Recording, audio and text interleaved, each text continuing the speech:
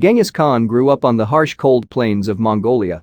His name as a boy was Temujin, which meant finest steel. His father, Yasagai, was the Khan, like a chief of their tribe. Even though life was difficult, Temujin enjoyed his childhood years. He rode horses from a young age and enjoyed hunting with his brothers. Married. When Temujin was only 9 years old, he was sent to live with the tribe of his future wife, Bort.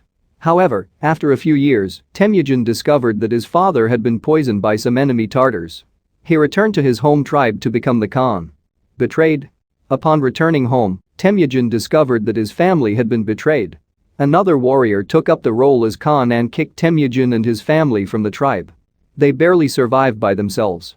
Temujin was not one to give up, however. He helped his family to survive the first horrible winter and then began to plot his revenge on the Tartars for killing his father. Building an army. Over the next several years, Temujin began to build up his own tribe. He married Bort and formed an alliance with her tribe. He was a fierce and brutal fighter and became admired by many of the Mongols for his courage. His army of warriors continued to grow until he had a large enough fighting force to take on the Tartars. Revenge on the Tartars. When Temujin finally fought the Tartars, he showed no mercy. He decimated their army and executed their leaders. He then began to conquer his enemy Mongol tribes. He knew the Mongols needed to unite. After conquering his greatest enemies, the other Mongol tribes agreed to ally and follow Temujin. They named him Genghis Khan, or ruler of all. A brilliant general. Genghis was a brilliant general. He organized his soldiers into groups of 1,000 called gurins. They trained each day on battlefield tactics and used smoke signals, flags, and drums to send messages quickly throughout the army. His soldiers were well armed and were taught to fight and ride horses from a young age. They could control their horses using only their legs and fire deadly arrows while riding at full speed.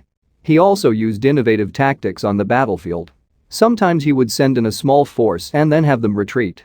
When the enemy charged after the smaller force, they would soon find themselves surrounded by a horde of Mongol warriors.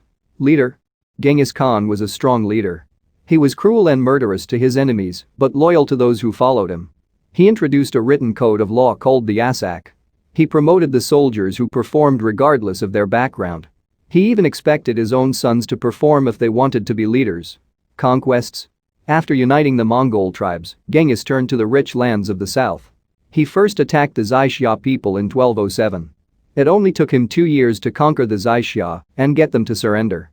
In 1211, Genghis turned to the Jin dynasty of China. He wanted to exact revenge over these people for their treatment of the Mongols. By 1215 he had captured Yanjing, Beijing, the capital city of the Jin, and the Mongols ruled over the northern part of China.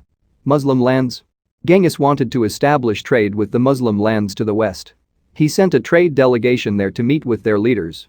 However, the governor of one of their cities had the men of the delegation killed. Genghis was furious. He took up the command of 200,000 warriors and spent the next several years destroying the cities to the west. He went as far as Eastern Europe, destroying everything along the way. He was merciless, leaving no one alive. The land to the west was called the Khwarezmian Empire.